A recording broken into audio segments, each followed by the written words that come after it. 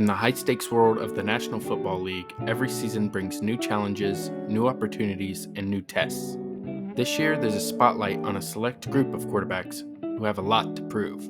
For these quarterbacks, the upcoming season is more than just a set of games. It's a proving ground. They will be under a microscope. Their every move will be analyzed, and every decision will be critiqued. At number 4, I have Jalen Hurts. Jalen Hurts faced criticism and regression in his performance last season, which has raised doubts about his ability to lead the Eagles to success. This season presents an opportunity for him to bounce back, silence the critics once again, and show that he has what it takes to be a starting QB in the NFL. Hurts and the Eagles experienced a collapse in the second half of last season that we haven't seen in some time. Starting the season 10-1, then losing 5 of the last 6 regular season games, then getting blown out by 23 points in the wild card to Baker Mayfield and the Buccaneers. The Eagles as a whole have a lot to prove, and Hurts as the quarterback will be at the forefront of their redemption story. His performance will be crucial in determining the team's success and their ability to bounce back from last season's disappointment.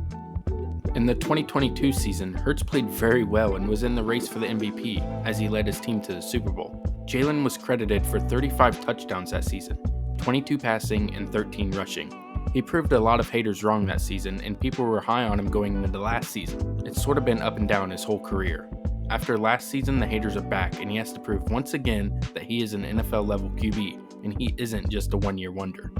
Last season, people started to say he wasn't even a good quarterback. They were just saying that he's only known because of the tush-push. Jalen Hurts has a lot to prove this upcoming season in terms of his individual performance and his role on the team's overall success. Deshaun Watson has a lot to prove this upcoming season in terms of his performance, durability, and ability to lead a team.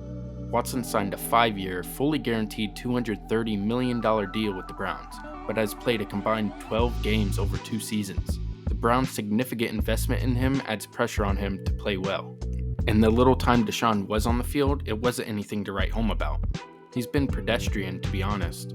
14-9 touchdown to interception ratio in just the 12 games that he has played.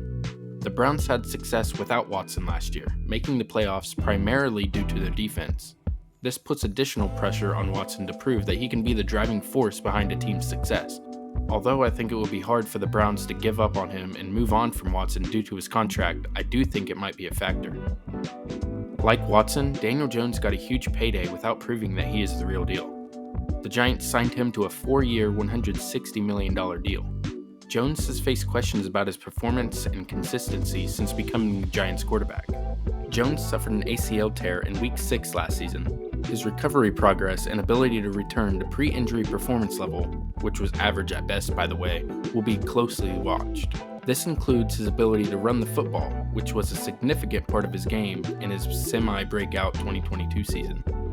Before he got hurt last year, in those 6 weeks, he was abysmal. 2 touchdowns to 6 interceptions. Daniel Jones was the 3rd-ranked QB in PFF grade on his own team last year, behind Tyrod Taylor and Tommy DeVito. Jones played in just 6 games, like I said, and was basically either elite or one of the worst-graded quarterbacks in any given week. He has finished with more turnover-worthy plays than big-time plays in his time with the Giants. This is likely his last season with the Giants unless he can really prove his worth this upcoming season. And the number 1 quarterback with the most to prove, Russell Wilson. After a decade with the Seattle Seahawks and 2 seasons with the Denver Broncos, Russell Wilson has joined the Pittsburgh Steelers. Since his peak in 2020, where he earned a 90.5 PFF overall grade, his performance has declined significantly. Over the past few seasons, he's struggled, going 17-27 as a starter, and occurring most of the major stats while trailing in games. This decline has raised questions about his ability to return to his former elite level, especially as he turns 36 this upcoming season. Russell Wilson signed one of the biggest deals in NFL history with the Broncos that ended horribly. The Broncos basically said, "Get the hell out" to Russ and just ate the record $85 million of cap space. This situation, coupled with the departure of the Seattle Seahawks, has led to questions about how he fell out of favor with 2 legendary coaches, Pete Carroll and Sean Payton. It came out over the last few years that maybe some of his old Seattle Seahawks teammates didn't really like him as much as we thought. Marshawn Lynch talked about Russell and said, "But as far as anything else, no, you can't just pick up the phone and call him." This wasn't a good look for NFL fans, and people started to turn on Russell Wilson. The media started to say that Russell Wilson was just putting on a facade. It seemed like he was just a character out of a movie. After signing with the Broncos jumped up to a top 5 Super Bowl favorite on many sportsbooks. The expectations were actually real.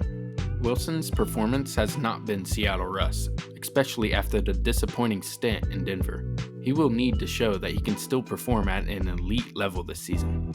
Russell Wilson's contract with the Steelers has literally been described as a prove-it deal. Richard Sherman said when Russell Wilson was still on the Broncos that his legacy was on the line. If it was then, it's definitely on the line now.